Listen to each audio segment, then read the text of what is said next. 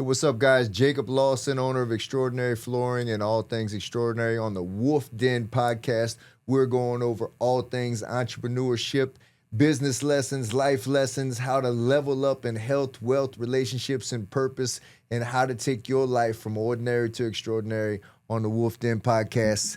Check it out now. I got hella problems. Don't need no shovel, handle dirt with choppers. You get your issue, try killing me. Eliminate all contenders, talk about ending me.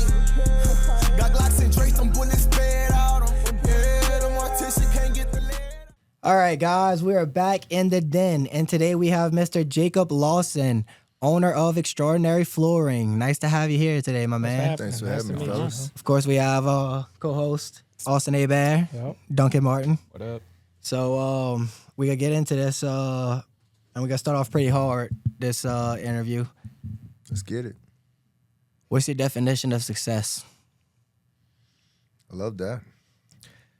My definition of success is going as hard as you can with what you know you're capable of doing, living it on your terms, and achieving those things. So everybody's capable of certain things. Not everybody can climb the highest mountain in the world. Not everybody's made to do whatever, right? But if you're capable of doing it and you know that because it's inside of you and you go after that and you chase after that and you achieve that, that's my definition of success. I like that. So basically, there's not really like you're not putting it in a box. It's not a box. It's not a people can have- value. It's not a possession. It's not a bank account. Right. It's what are you capable of, and that comes from in here, and I believe everybody's capable of something extraordinary. So that's why that's my whole brand. That's my whole focus, and extraordinary is so many different things, right? And if you're capable of it and you know it inside here, and you're chasing after it and you're living life on your terms because that's how you feel, that's success. I like that. I feel that because, I mean, look, at the end of the day, everybody's success is going to look a little different in their own situation. Yep. It's all different. It's all different. Some, everybody wants to paint it into a bank account or possessions or this or that. No, like some people don't care about that whatsoever, and they live a successful ass life. They just want family, maybe, and couple kids, and the hunter wants a hunting camp. The fisher wants a fishing camp. Yep. You know, so like, don't. Your definition of success should not be built off of anybody else's. It should be built off of what's inside of you. What do you care about? What do you want? And can you achieve it? Hell yeah. So with that being said, let's start off. Where did you kind of start off and everything? Did you start off just coming straight out of college? Or I don't even know if you went to college. I'm sorry, that was crazy. School of Hard Knocks, yeah, School of Hard Knocks. Did you just kind of start off and came out running and gunning like you knew what business you wanted to be in? Or did you kind of work out some jobs and stuff until you got to the point where you kind of knew you wanted to start your own thing? Yeah, no, not at all. I always was a hustler.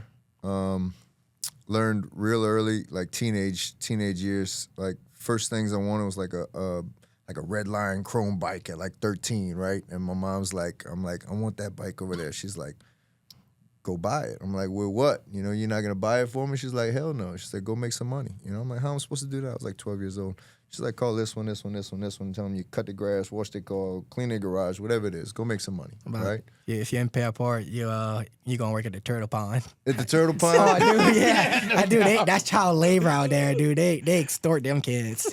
I'm talking about. I'm talking about cheap too. Like I'm talking about like they be bringing in baskets of turtle eggs, and it's like $5 a basket. And I'm talking about they've been picking these things for like 2 or 3 hours, and like that's what they get paid That's on. the most Louisiana shit I ever heard. Yeah, that's kind of wild. It's funny because I do about a podcast a week, and for a couple years now, and a lot of them are remote, and they're people all over, right? Right. And they hear my accent, and they try to confuse it. Is that Cajun? I'm like, fuck no, that ain't Cajun. Like this, my accent is not Cajun. Like, from now I'm on a damn podcast with some Cajuns. We ain't in here 5 minutes. We talking about turtle pond gathering. So, it's official now. Now I have an example to show. I'm like, let me school you. If you want me for real, you ready? So, dude, we going fishing in a boat with my daddy, and we gonna go catch some crawfish this weekend, bruh. But look, I try to stay away from that. I try to keep my language to a certain, because like a lot of people associate that with just being dumb. Yeah. But like, don't get it confused, because like some of the smartest people I know, a wise man once told me, you put a Cajun, a redneck, and what was the last one? It was a Cajun, a redneck. Fuck, I don't know. You said I don't know this wise man. It was a Cajun, a redneck, and I want to say the other one was like a hillbilly, and they can achieve anything in the world. I was about to say they can build anything. They can build Straight achieve, up. figure it out. They're gonna get it done. Yeah. Yeah, no, I don't equate it that way, and without a doubt. But finally, I've got at least an example for the next person that asks me, Right. Because I always get it right.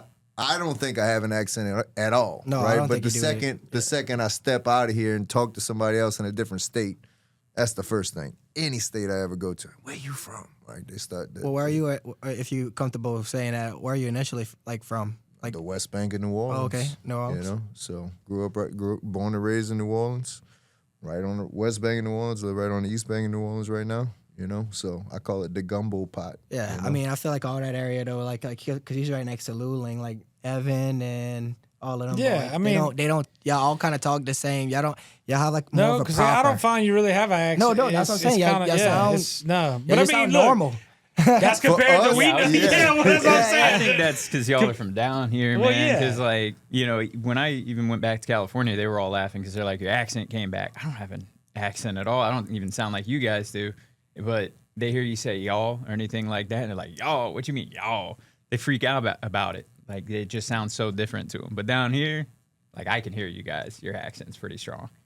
A little down the bayou. It's a little touch. It ain't all the way down. Like you said, you've worked on it. You've monotoned it a little bit. Yeah. Try to at least. But You if tried to talk like that, we Nick? start drinking or anything. Oh, it's boy, coming out. It's coming out. It's coming out. It's coming out. I can't help it. Shrimp boots coming back on. Them bitches on. Well, it's just, Oh, and then we just all, I mean, being from down south Louisiana, we all loud people. I mean, I'm loud. Austin's loud. Anybody, they could hear us talking Enough from a mile alcohol away. involved. I think it all works the same, right? So with that being said, Yeah, we got off on a tangent. My bad.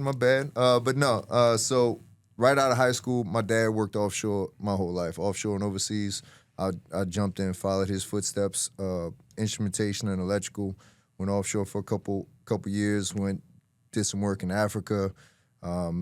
Loved it for the time being. Young, single, right out of high school, right, making great money. what was can you tell us what the experience was in Africa? Were you in like a situation where y'all was like in a big compound and at night you start hearing screaming and gunshots type situation? No, I was in Malabo, which is a little island to the east of Nigeria. Okay. So like I could see the flames of the Nigerian rigs, right? So we were that close, but yet far away that it was like a different world. It's like Malabo's like a little tropical island, all good, peaceful. Good, like so it was awesome for me. Nice. I was a wild child. I was 18, 19, 20 years old, right? So Making crazy money doing that. crazy right? money for the time, right? Yeah, definitely. What you were expecting him to say, like a scene out of Jumanji? That's what you were. No, in Nigeria's serious, man. Yeah, no, I have some family members that went out there. No, it gets rough. He in was, some he No. was thinking Black Hawk No, Down. I have some family members. Well, no, I have a family member. He's actually like Were you big riding into elephants? the safety world, and they like send him out to these different countries and stuff like that.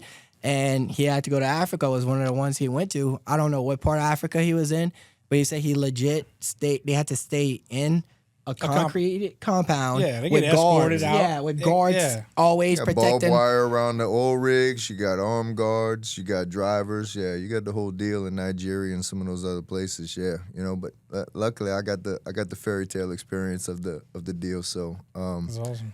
so it was awesome. I loved it. But the more I did it, I knew. My dad raised me from an oil rig. Right, he's my dad. I love him to death. Never thought of nothing. That's the way, we in southern Louisiana. Everybody knows oil field dad, right? Everybody's going in the plant. Look, trust me, I got away from that life. I worked in a plant one summer, or 2 or 3 summers, honestly. Never going back. Yeah, and so I knew it was great money, but I also knew I didn't want to raise my kids from an oil rig, and I also knew that if I stayed any longer, I wouldn't be able to start over. right? You start getting, golden handcuffs or whatever. You start making more money than you can go and reset and feel good about, right? So I was still young enough. I would lay tile with my best friend / neighbor that lived next door to me. He had a flooring business, and when I'd be off from offshore, I'd go lay tile with him, right? And I kind of just I started getting the game plan, and I was like, all right, well, I'm gonna go hard for 6 months. I actually made some deals with some people in the company and like stayed in Africa more than anybody else. Like I was like, hey, I'll take your shift. Hey, can I work over? Right, and I think it's like 120 days was the longest the longest hitch I did. Okay, so you was working out. It was like 6 months or 3 months at a time, or no? Most of the people were doing 30 and 30. Oh, but I was a hustler. Like, so if I could stay, I'd I'd stay. Yeah. You know, I was getting my paper. You know, like I was making money. I didn't care. It's like all the food you can eat, all the weights. I just work out, weight. I had hip hop aspirations at the time, so I was sitting there writing rhymes on the oil rig, you know.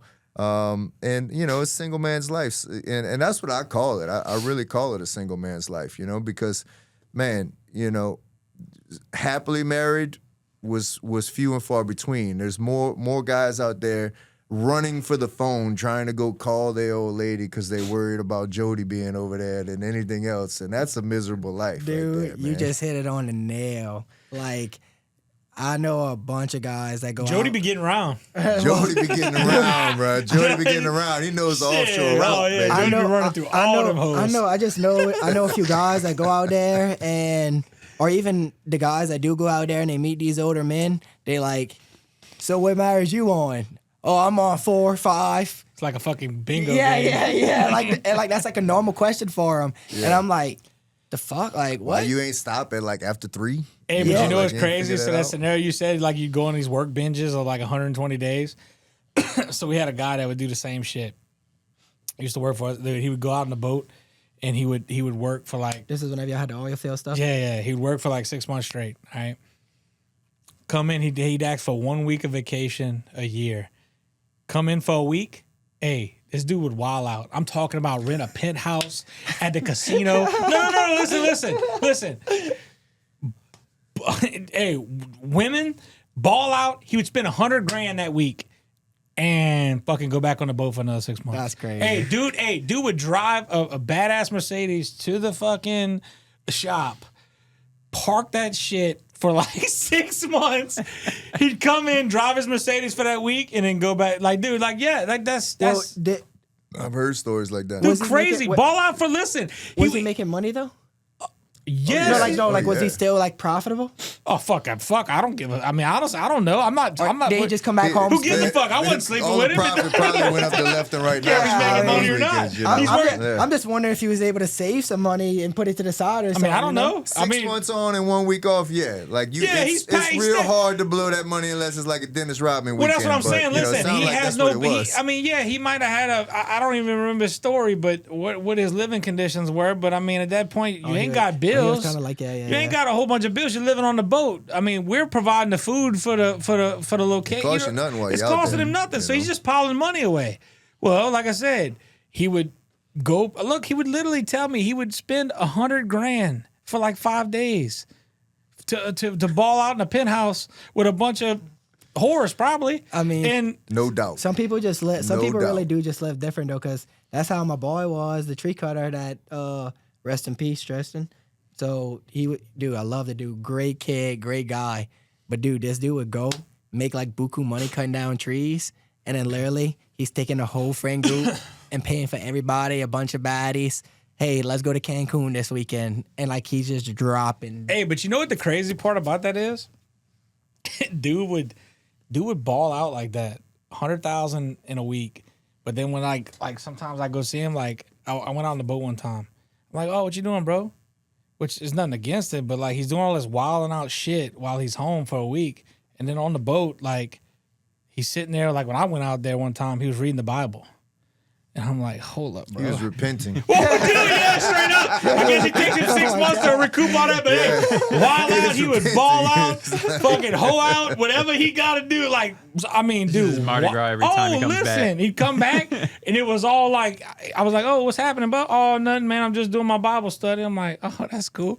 But then, so I would know that both sides. I'm like, man, this is wild. But hey, to each his own. Do you, brother? I mean, if that's how I don't know. I mean, it was just wild to witness both sides. But that's how some people. Hey, Let them get it out of hey, there. well, it is. But like you said, I mean, that's that single man life. Yeah, it's and then the look, life, you and know? then he wondered, like, so I remember one time I went out there and he was like, oh yeah, man, I'm in this relationship, and it's going good.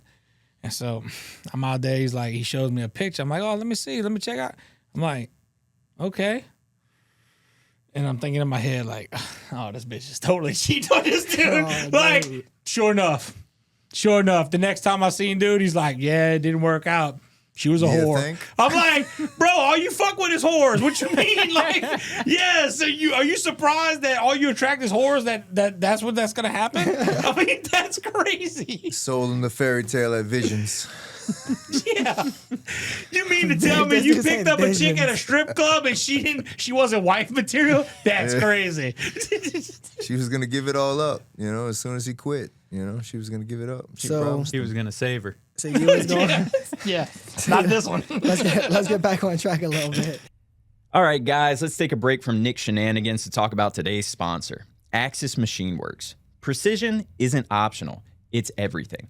Axis Machine Works provides high-quality CNC machining and fabrication, backed by a team of skilled machinists who get it right the first time. From custom parts to complex runs, if it needs to be built right, it needs to be Axis. AxisMachineWorks.com. Now back to the podcast. So you was going out on these long stretches, and I guess you kind of decided one day that you started making enough money on the side hustle, laying down the tile, or No. So I basically made a game plan. I made like a 6-month game plan, and I went out there as long as I could, and I stacked as much as I could. I had I put down the down payment to build a house, and it was a 6-month build time, right, to get it done, and it was pretty wild. So gets close to that. Did my last hitch, I'm done, right, and then I'm going to do the final paperwork on the loan, and they're like, at this time I quit like for a month or so, and they're like, we need your most recent pay stubs, and I was like, I don't have any recent ones. I already gave you all of that, I showed you all of that. I gave you the deposit, and I was like, yeah, but we need your recent ones. I'm like, yeah, well, I'm working for Cash Money now. And I'm like, oh shit, so literally I was working with my old boss and mentor. Could have been $120 a day, right? This is 20 plus years ago. And they're like, well, this ain't gonna work,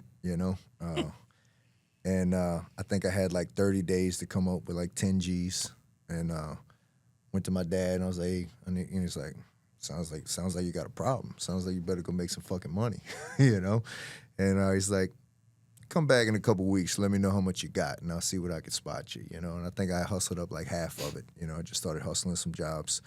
But I call that moment my Home Depot card and a prayer, because I had put all the money into my house. I had no work. I had nothing on my own. I was working day rate with my old boss, and I had one guy that had some Section 8 apartments, and he seen me at like Home Depot with thin set and shit on me, and he hit me up for it, and I went one job. It was like an apartment. It was like smaller than this thing right here, it felt like, and just Section 8, just trash, right? Mm. And I call that my Home Depot card and a prayer moment, because literally I got a Home Depot card to try to buy a wet saw and a grinder, and we did that, and then just started grinding back to the wall. Luckily, I had my old boss. He would let me do some pickup work time and time from here and there. And when I started my business, so my hip-hop rap name was Big Jake. That was also just a childhood nickname. I was always Big Jake, right? And so it was Big Jake's Affordable Flooring. I didn't want to compete with my mentor, my big brother, right? And he was doing a bunch of high-end flooring. And so just kind of subconsciously, you know, the nickname being Big Jake and then affordable flooring, right? Sounded like a good name for me, you know. I'm gonna attract all the big spenders, right? And so sitting there struggling, getting bullshit jobs just like I was doing, little apartments, little bathrooms, just nasty, just shit you don't want to do, right? And I do a pickup day with the old boss, and I'm riding in the back of his van, and I'm sitting here like, man, this shit kind of sucks. Like I'm barely making it when I got jobs, and when I don't have jobs, I'm going back to work for cash, and I had an aha moment. Make it extraordinary. Like it hit like a light bulb. Like I'm up, like make it extraordinary. And I said, I got it. And my boss is looking behind me. He's like, what you got? I said, I got the name of my business. He said, what? I said, it's going to be Extraordinary Flooring. And he kind of little broed me at the time. He's like, come on, bro. You know, that's a little much, don't you think? You know, he little broed me. I'm like, I don't care what you say. That's the name of my business. It's Extraordinary Flooring. It's the new name of my business starting tomorrow. That's the name of my business. And lo and behold, obviously it didn't happen the next day, but shit started changing, right? And, you know, you call it luck, call it whatever you want, but it was a perspective shift. That's what I was about to say. Now it's perspective. It was a perspective You went shift. from having affordable in your company name to extraordinary in your company name. So I watched something yesterday, and it was like they said they were shopping for their wedding or whatever, and the guy's like the girl says, oh yeah, that place was decent, and he was like, all right, so our love life, that's gonna be decent. Where we live is gonna be decent. The food we eat is gonna be decent. He's like, that's not a good word to describe shit, right? Yeah. He was like, I don't want to live that. Like, I want to live good, right? Yeah, So- people associate affordable as cheap. Exactly. Hands down. Exactly. Hands down. So it's all about the wording that you use, right? Like, When you think of extraordinary, you think quality. You Correct. think, oh man, impressive. You Quality, luxury, know, yep. you know. High end. he can do High-end. things that other people can't. I mean, dip there's into things that people aren't really doing already. There's a reason people say, you know, you get what you pay for. And if they hear something affordable, they're like, well, I'm not paying for much then. But they hear extraordinary, like they're willing to pay for something like that because they're going to get what they pay for. You're gonna attract what you put out there as well. You know, what was I attracting? I was attracting Indian landlords of Section 8. You know, Yeah. give me good price. You know, like all of that. You know, and I was like, I got more work for you, but I'm not gonna pay you any more money. You know, and then all of a sudden I started attracting. I picked up some stuff at Designers Gallery. It was the name of the business. They had an owner shift. I had picked up another gig with a Palacio Stone, and just started really doing extraordinary stuff, which was awesome. I mean, like not ordinary floors that just doesn't stand out, right? Like literally doing high-end showers and backsplashes, $1 million homes, things of that nature, right? Yeah. And it's kind of the law of attraction, you know? And lo and behold, you know, like, aha, it's a great name for my flooring business. But had I never even thought of figuring out that this Make It Extraordinary thing that came into my head 20 plus years ago that I thought was just for my flooring company, I had no idea this was going to turn into my life's motto, my life's work, my credence, what I live by, what I stand by, right? And it's not my flooring company. This is how I live. This is how I operate, right? So it's just super cool to see how it comes around full circle, and you think it's a cool name for your flooring company, but it was a seed that got planted for my whole life. You know? I'm assuming you don't really lay floor anymore, right? You pretty much, you got crews and stuff now. Yeah. So,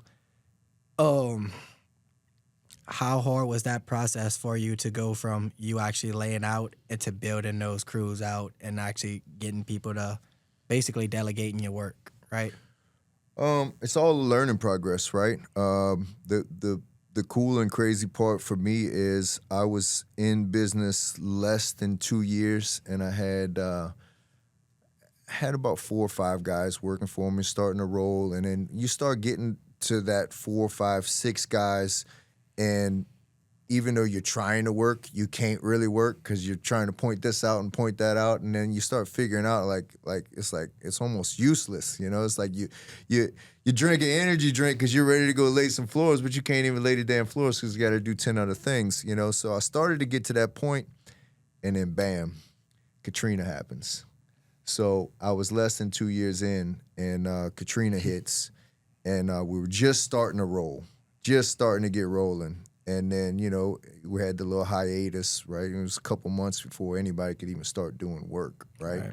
But once the work started, it was all the work you can gather, right? And so I wasn't ready for that either. Now I did it. And I tell people, you know, you got to learn to swim. Sometimes you take lessons. Sometimes you get thrown in the deep end, right? I got thrown in the deep end. So I'm gathering anybody with a heartbeat that'll come work for me. And I'd be making money over here. I think I'd probably on average between 10 and 15 guys at that time, and my leadership was not ready for that, right? I was always a good natural leader, but my business acumen wasn't there, right? So you're making money on this side, and you're losing money on this side. You're making money on this side, you're losing money on this side. So, you know, I got through it. I learned how to run things. I learned how to do things better in business. But had I had the acumen and the knowledge that I have now, I'd have made a shit ton more money, you know. So I brought in a lot of money, but I didn't keep enough, right? You know, that's all part of business. But so, you know, naturally, that kind of came. I was already building it to where I was getting off my tools. And then when that happened, it was just, you know, game over. Yeah. You know, I've noticed a common thread and just kind of learning from all the guests we've had on this podcast. It seems every business owner that we've seen that's been successful has that point that they have to hit where that exact thing happens. They start bringing in all this money, and they're like, where's it going? And they have to make that switch to, like you said, delegating, well, this letting is other the people problem. take over. Like you said, and I experienced the same thing. Look, you almost get to what I call now is a bottleneck effect, where you're so caught up in the day-to-day operations, you can't sit back and actually manage the operation because you're too far. You're doing the actual work. Like, until I was able to step back, I mean, I'm telling you, like, look, my shit exploded after that, because now, I mean, look, I couldn't tell you. If you ask me right now what jobs we got going on, I don't have a clue. I got to go ask my manager and say, hey, bud, what jobs we got tomorrow? I don't even know. But you know what I do know? I know how the company's functioning. I know all the financial stuff. I know all of that of every business I got. But the only way I'm able to accomplish that and do these high-end scale meetings that we got now is because of that. Before, I was getting home at 10, 12 o'clock sometimes because I was busting ass with the guys. Now, look, that's okay until you, like you said, up until a certain point, but then it becomes a point where you're like, man, my time's being wasted actually. If I can't trust somebody to run this for me and me to step back and see the bigger picture, then I'll never get bigger than what I am. Working in the business versus working on the business. That's facts. Bottom line is, and it takes a shift, right, to notice that, because so many people are blind to the fact that, well, I am working on the business and I'm working in the business, but it's a whole different. It's a viewpoint. It's a bird's eye. Right, you're looking at the finances, you're looking at the pipeline, you're looking at all these things from a bird's eye, and that's how you can see it. Versus when you're in the trenches with your guys, you can't see all of that stuff, you know. Yeah, well, look, and to everybody's scenario is a little bit different, but I mean, kind of my wake up call and my moment. Look, my grandfather, you know, helped me along and put me in certain positions. But he also was kind of wild for a couple of things. I mean, he had a secretary that was helping him out for years. And then I ended up catching the fucking person stealing from him. Oh, shit. Austin just brought that up on the podcast. Oh, yeah, I'm going to bring that up. Look, it ain't no secret. Listen, things happen. Listen. Trust well, is, no, you look, know? Trust is a big issue, and that was my fault. Look, I'm good-hearted to a fault, okay? Mm-hmm. You want to trust in people, and you want to believe that. Look, like I said, she was in my family for 40 years. Guess what? Had to kick her ass out because she was stealing. Yeah. Look, fuck And they all do it that. little Listen, by you little, can. that'll add up to thousands Oh, and oh, thousands and listen. thousands. And This you is the wanna thing be that doesn't nice. make sense in my head. All right, so like I know Austin. Austin's a good dude. He helps out everybody that he can help out in any way that he can. Right? How are you gonna bite the hand that feeds you? Like as it's actively feeding you. Well, not even Because that. those people think that you owe them more. Correct. You know what it is? It's That's the why. it's the entitlement. It's the they- entitlement. Yeah, they don't even feel like they're stealing. They feel like Correct. They're They think owed it's it. owed. Look, Yeah. and that's He exactly. wouldn't. Grandpa wouldn't be doing all of this if it wasn't for me. But you know what the crazy fact know? was? And I hope she sees this because this woman I never even got to tell her this, but I hope she sees this. And I hope somebody shares it to her whenever this comes out. My grandpa had pulled me aside back in the day to tell me one thing. You know what I said? After, because look, he gave her a percentage of the business at one point. But then it come find out she was stealing all this other shit, so I ended up getting. been taking a percentage I for a ended up. while. Yeah. Her hand was in the cookie jar, so I ended up kicking her out completely. Yeah. But my point was, you know what he told me after he did that? This was like a couple weeks after. He calls me into his house. He says, "Hey, I need to talk with you." I'm like, "Okay." So I'm looking around. I'm like, "Oh, where's obviously I ain't gonna say no name, but I was like, "Oh, where's old girl?"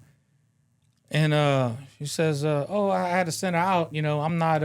This ain't a meeting for her."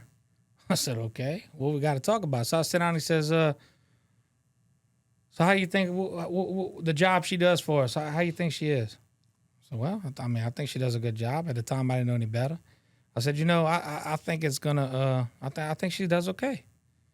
He said, "Yeah, well, all that bullshit aside," he said, "Listen, you there's gonna be a time where you got to get rid of her one day." I said, "The fuck?" I said, "What are we talking about?" I said, "You just gave up a percent of the thing. What honestly are we talking about?" I was so confused. And honestly, look, I wouldn't even be talking about this today if he would still be alive, but rest his soul. Look, he called. Some of my family members would say he did. Like I said, he was wild. He put a rift in between our family, but like I said, he did do some good in some ways in a fucked up, twisted way. I'll be honest. But he did know business, and he taught me the business side of things. And look, I was confused. I was like, man, I sat back and I'm like, I went home and told my wife, I was like, I don't even know what just happened, but he entrusted this woman in our lives, got a piece of this company, and just told me I'm gonna have to get rid of her one day. And so look, a couple of years went by, and then look, it sure did. And look, right up until probably the last year of his life, I started noticing things were getting fucked up. Just accounting things and things that were just like off. And I'm like, man, something ain't right. And so finally I started digging into it and lo and behold, caught the mouse in the cookie jar. Grandpa knew she was in that cookie jar, bro. Oh, look. What I figured out is Grandpa probably had And secrets. as Grandpa was getting out, she started digging a little bit heavier and said, hold on, I know my free ride's about to cut out. Listen, she got a at little the greedy. end of the day, it is what it is. Oh, actually, he made a good point. He's like, she knew her ride was coming to an end. Honestly, Oh, so look. Yeah, she knew that ride's coming. Oh, out, look. You know? that's when I started yeah. slipping and catching more and more things, though. Hey, that's how it happens. But you know what? No, you're entrusting people, and you know we can't build these things without teams, and you want to trust, and we want to be good people, and all of this, and we want to treat everybody fair as owners. This is part of our job. We don't do this. We don't do everything we do just to make money.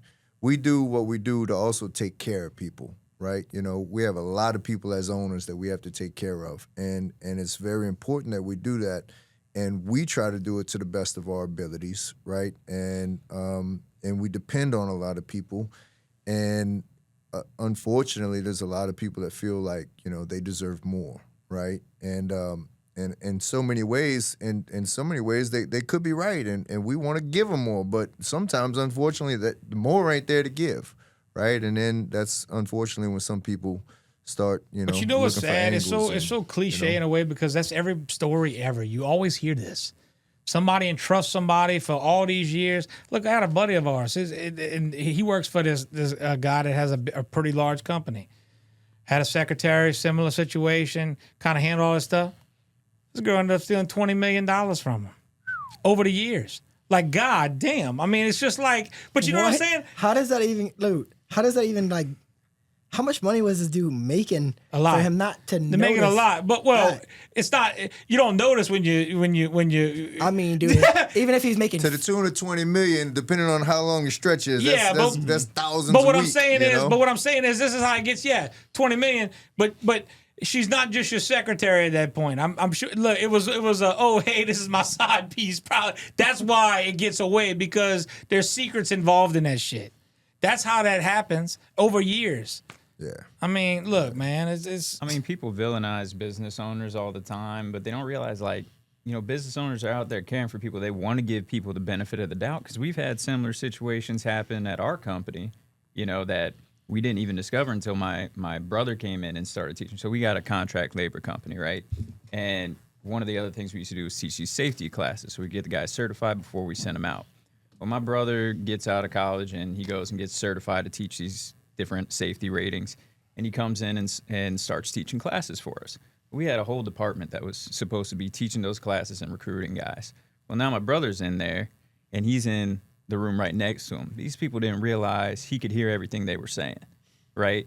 And these are people who are family. They've been with the company forever. I mean, not literal family, but we treated them like it, right? And he starts noticing every day he comes in, they're just playing on their phones. They're sitting there. They haven't gotten new guys in forever and all this. And my brother comes in one day, and they don't see him, right? And he hears them, one of the people go, man, you can just come in here and do nothing all day? You're really okay with doing nothing for work? And the guy literally says verbatim, this guy we trusted, gave all these opportunities, says, nah, man, I'm going to suck this teat till it runs dry. Sheesh. Dude, he had a knockdown drag out with my uncle and my dad, having to explain to them, we got to get rid of these people. They're just taking advantage. And even then, they were like, well, do we really want to do this, that, and the other? And it's like, they've been working for us for 2 years, haven't brought us any workers. They've taught 2 classes, and they sit there on their phone. They know they're doing it. And like you said, to them, they're like, well, I'm just getting mine. I'm not doing anything wrong.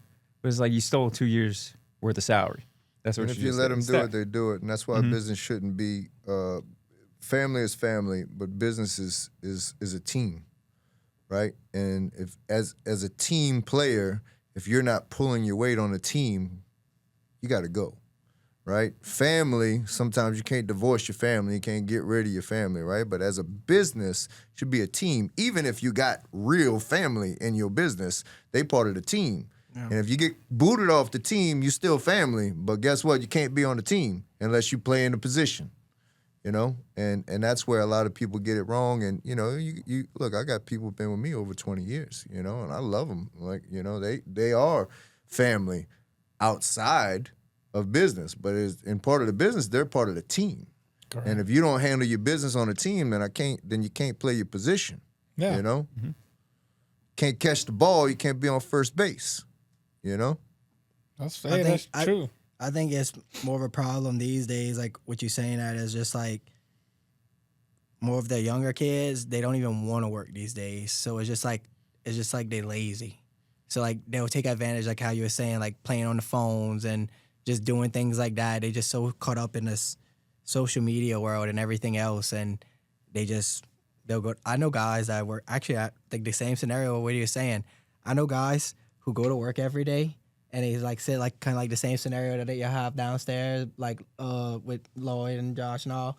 But obviously, they doing there what they need to get done. Over there, dude, they'll sit and go the entire day and just look at stocks. And just make trades and talk about what trades they're gonna make and what they're gonna do. And they working for like a multi-million-dollar company. But let me tell you what I think the difference lies. If, like he said, if you build the team and you include the people and you get people that really want to help you grow, they're gonna almost look. They feel like they got an investment into it. You know what I'm saying? Like all my people that are on my core team, they're building this thing with me, and I reassure them that, hey, listen, we might have these buildings, this cranes and all this other equipment and whatnot, but at the end of the day, it's just equipment and buildings. Without you guys, I have nothing. Yeah, I got assets. Okay, cool. But I'm trying to be more than just having assets. I want to create a type of wealth that's bigger than this. Generational wealth is what you were going for. Correct. Well, it's what you allow, right? If all they're doing is looking at stocks all day, who the fuck's checking on what they're supposed to be doing? That's what I'm saying. They're allowing it. And then to go back to the point about the kids on the phone don't know no fucking better. They grown up on a phone. My kids growing up on a phone. You know, my 18-year-old grew up on a damn phone, right? So these kids don't know no better. And if they're not schooled by somebody, they're not gonna know any better. We got to go through. You know, I got to hire 20 to keep one. You know, we got to constantly be hiring. We're always hiring, right? High turnover rate. Yeah. Well, till you get the ones that can handle it, you know, and want to handle it, right?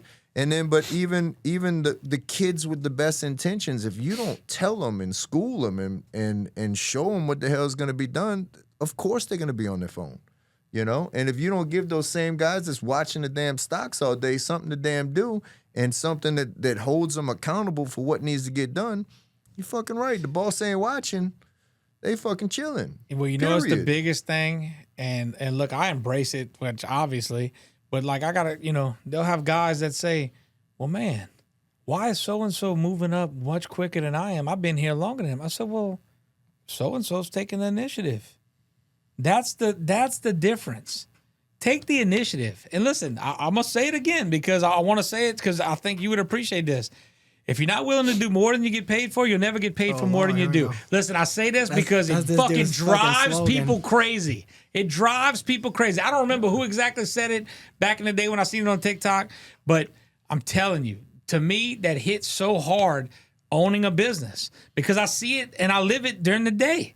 People those are the guys that move up. Yes, those are the guys that move up and are making good money. The other guys that just say, fuck that. That ain't my job. I don't want to do that. Well, then guess what? You're going to be stuck where you're at in the same position that you're at. You're going to be wondering wonder why my truck's always broken. Or wonder why I'm in this shitty place. Well, you know why? It's because you have no initiative and you have no fucking drive. That's why.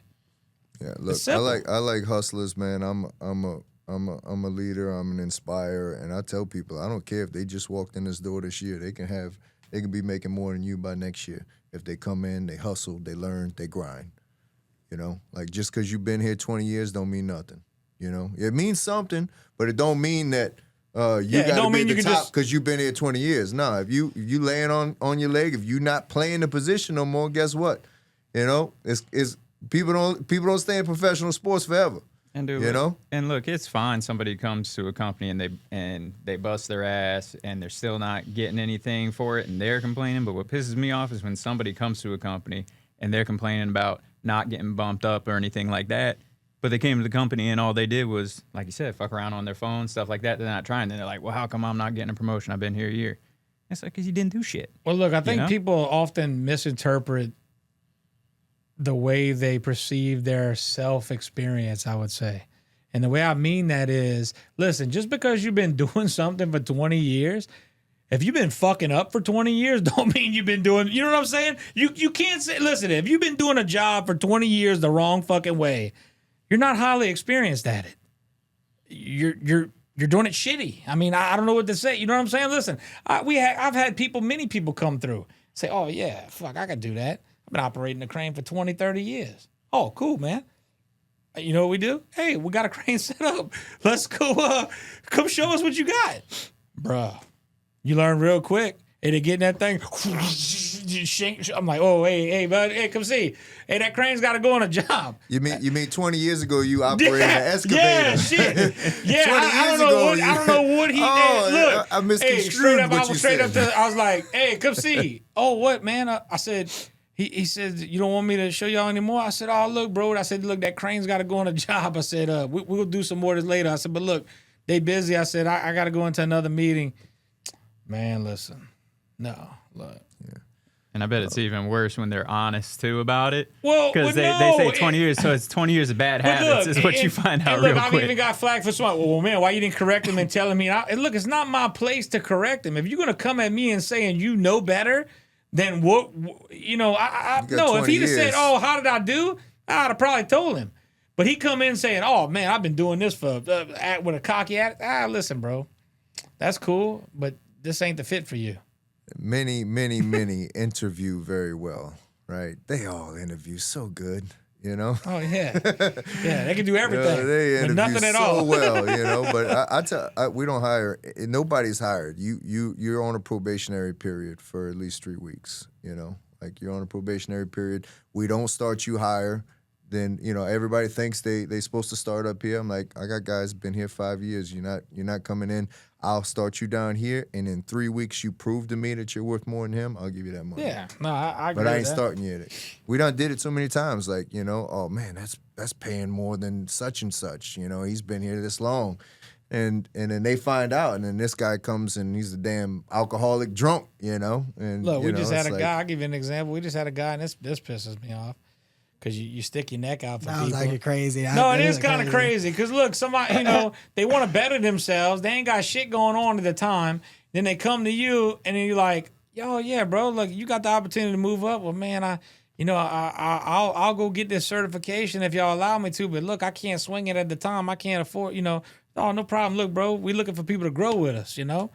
I'll fund you. I'll pay for the certification. If your head's in the game, let's do it. I'm all for better. I'm all for bettering the company. If you got to put the time in, hey, if it's funds, look, we'll make it happen. Yeah. Dude gets the certification, comes up, he says, "Oh man, I got this thing I need to do at the house. Y'all mind if I take a day off?" "Oh yeah, bro, handle your thing." Like I'm a firm believer. If you got some family issue or something you need to do, look, in reason, go handle your thing. Get your stuff straight. Because look, if your mind's on something at the house, you're not gonna be focused on what I need you to do at the job. So handle your situation at home. Come back and get yourself right so we can get some real work done. This motherfucker calls the next day. He's like, "Hey man, I just want to let y'all know I'm not coming back." And I hear my operations guy going, "What the fuck you mean you're not coming back? Like, what are you talking about? Like, we just like." "Oh yeah, well I ended up getting a better opportunity." That's why you got to set up contracts. That's some bullshit. Like that is really some bullshit. That's why you got to set up contracts. For Oh that well, kind of yeah, thing. well that's all in place now. But I mean, damn, bro, it's just like look. My point is, you and look. What was crazy is one of the other guys stuck his neck out for this dude. Was like, "Oh no, he's a good." That's why I told him. I said, "Hey, your boy fucked us." He's like, "What? What you mean?" He's like. Boy, he's like, wait till I see him. He's like, boy, I ain't putting my neck out for nobody. Who was it? I'll tell you later. But he's like, I ain't putting my neck out for nobody. I'm like, yeah. I'm like, dude, he's like, bro, that's crazy. He's like, I'm gonna find out what job he had. He's like, fuck that. He ain't got no better opportunity. Live and learn, bro. We're always gonna do it. You know what's can't- crazy? can't Dude even prevent came to everyone. our family day and everything, and like, I'm just like, what if, dude barely worked for us for like a week or two. Come to the family day, enjoyed, even won some prizes and shit, and then pieces out on us. He got a whole ass experience. Got a whole and crawfish fucking, meal. Oh, crawfish ball, every fucking thing. Like, I want to invoice him for the goddamn crawfish. Like, what shit? Like, that's some bullshit, man. Dude, People, hey, $35 for a plate. people, I mean, but that's, look. And then he calls you up 3 months later. "Hey, can I get a reference?" Yeah. At the end of the day, that's how people, it's business, I mean, that's how it look. You get some good and you get some that treat you dirty, but All you can do is do your best, learn from your mistakes, and then move on. Like don't sweat it, right? It's gonna happen. Not everybody's good and honest and true, right?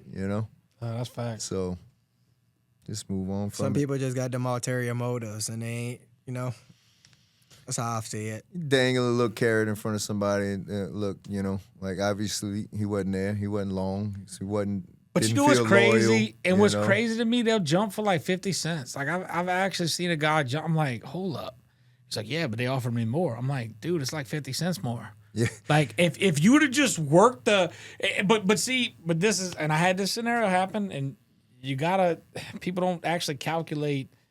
Look, they leave for more money, but then when they do it, these bigger companies, because they got so many people, they cut your hours back. Yeah, they're working Look, 30 hours they instead were of able 60, because we got you know? we got less people, so they were able to make the overtime. It's like, yeah, bro, you might have been making $1 or so less, but in the long run, you're gonna make more money with us because you're gonna make more hours. Over there, they cutting you to straight 40. That's what I tell them. Like, Same thing bro, with what us. are we talking Our like guys that? are But they averaging don't see 60 that, hours man. a week, Like, oh, but he's going to give me $2 more an hour. I say, but you're going to go over there and work 38 hours. Well, You know? they're taking advice from, some of these bigger, more like white collar kind of jobs, because in those industries it's more common to do that. Like I got a cousin and he's a banker. He starts at one bank, he's doing great there. He leaves to another bank, then another for a decent pay increase each time. Then he goes back to the first bank, gets a job back there, and his salary's doubled by this point. Now, if he had stayed there for that time, his salary only would have gone up 20%. Yeah, so that works on big money, but you get situational. these people on 50 cents trying to do the same thing. It's like it doesn't translate. Sometimes you got to leave to get what you're worth. You know, hands down. That's actually a straight fact that it's like I want to say 60% of people who job hop end up making like so much more money than the average person who doesn't stay at a job, like people who do it every 2 to 3 years. But I'm not a believer in that. I think the people that's doing that, they're not really doing what they need to do. So they say, hey, I got all There's this a time and a place. Yeah. Like I like even with you saying like the banker situation, like I don't know how good he was at his job, but Yeah, he's very good. but to go, how much was he really job hopping and how much was he switching for? Like, was it 100,000 and now he's making 150,000 at this next place? Yeah, it was stuff like that. Okay, yeah. okay. So then for big money, that makes sense. Yeah. And when yeah. you're working with like big corporations, it's a normal practice, because at those companies, you're just a number, you know. But when it comes to these smaller companies, it doesn't work like that. No, yeah. You know. Well, no, and look what happens too often. You go through these different, and look, I know there's rare scenarios and there's different, but like, look, some of these people are working for smaller companies, and then they go through these buyouts, and then they get picked up by these big companies that, listen, at the end of the day, it's just the bottom dollar. Okay, it's the bottom line. They're looking for a certain, and if it doesn't fit in there, they don't care how long you've been with that company. They don't care what you've done for that company. If you ain't fitting the mold, You find out what you're worth. You Yeah, know, and because that's some of them be like, bye. And then some of them be like, well, what would it take to keep you over here? You know, you find out what you're worth, right? You know, because plenty of them these days, I'm like, bye. You know, like, you know. And some of them is like, hey, bro, you know, all right, let's talk about it. I don't want to see you leave. What can we do? You know? And so you figure it out. I heard the funniest thing the other day. So I mean, look, and you realize how, you know, some other companies treat some people, but you know, just like, you know, I got a guy that was fed up at another company, and he, you know, he worked for me in the past, and he's like, look, bro, I ain't got nothing bad to say about you. I definitely want to come back, and cause look, I'm a firm believer, like, when somebody hits me up and they want to come back, and like, if I ain't got no, you know, look, hey, you had to test the water, you had to figure out if we ain't had no bad blood. Hell yeah. Like, listen, I'm straight up, like, I don't hold no grudges like that. Hey, listen, if it's an opportunity to better yourself, go for it. And look, Don't the burn your door, bridge. yeah, I don't burn bridge. And listen, I don't expect anybody else to burn a bridge, you know, whatever. So I told him, I was like, look, bro, yeah, I do have a position open. If you'd like it, this is your position. I said, listen, dude, let me know. I said, let me know about your 2 weeks, you know, whatever that is. Because listen, I'm never going to expect somebody to say, fuck that person, whatever. No, I don't like, I'm not that kind of person. So look, give you 2 weeks, do your thing. They was probably said, shit, they should have known 2 weeks ago I was unhappy. Fuck them. I said, but that's Yeah. look, I mean, hey, and that wasn't on me, that's on him. But look, my point is, to his respect, hey, if you gonna get treated like shit, I mean, hey, Well, as long as they got reason for it. Because if they don't have reason for it, that's the same way he's going to leave you. No notice. yeah, but right? there's a So difference. it's a You test. have That to was, know the scenario, you but know. it's kind of funny. But yeah, Yeah, no, if they're getting walked all over and they got bad Yeah. things, and yeah, you know, no problem. Then you know why they leaving like that. Correct. But if they getting treated okay, they just ain't happy with their money. They're like, nah, fuck that dude. I'll start next week. And you're like, nah, well, it was he'll more do of a the same like thing. from his standpoint, it was more of a treating. Look, pretty much when you the guy that's handling everything, and then when he leaves and the operation starts crumbling, then you know they fucking you around. Basically, look, he overheard a phone call from another guy talking shit on the phone on speaker, saying about how he's like, God damn.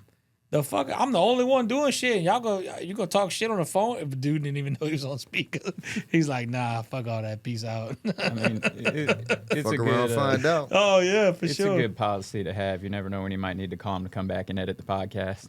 Right. Yeah, that didn't go too well, Nick. Oh, listen, talk about bridges. Dude, Nick will burn a bridge. Oh, bro. I don't hold grudges or anything, but like if you fuck me over in the moment, I'm very passionate and like Look, that bridge was so burnt, I don't even know if It could ever be rebuilt. Like- honestly, we found out it couldn't be rebuilt. Dude said, no thanks. I was like, why would y'all even call him back? I got a dude who we do work for currently to this day, and we ended on very That was bad crazy. terms. Like I'm talking about, like he owed me money. Was gonna, like, I was telling, like, F you, bro, you better send me this check. Like, I'm pissed off, like almost like on fighting words. You type said you stuff. would beat the shit out of him. Yeah. No, I'm not even talking about the same dude right now. Oh, You know, I like, thought you were talking It's about. another. Yeah. Oh, yeah, see? Yeah. That's another bridge. Yeah, but like, no, but that's what I'm saying though. Like, Bridges are all fucked I'll up. build them bridges right back. Like, we do work for that guy to this day. You know what I mean? So it's just like, I don't know. In the moment, I'll get pissed off, but that dude, he really did kind of fuck us over. Like, he was supposed to edit a podcast, and then I brought up something about AI that was happening at the time, and he got his feelings hurt and was like, "You're gonna do this and that?" And I was like, "Yeah, bro, we're gonna do this and that because you just left on vacation and you were supposed to edit these 3 fucking videos for us, and they're not done, and you just said fuck it and you left." But you know what the funny part was? I didn't even remember. Like, it I wasn't. forgot about it. He Yeah. forgot about it, and I forgot about how, like, It ended and shit like how that. it ended. So I ended up going back in the group text. Fuck. Yeah. No wonder he told you. Like, dude, you went hard on him in the fucking text. But no, it's so crazy. They were like, oh, yeah, we're going to call him. So we were sitting here the other day and we're like, hey, see if he wants to.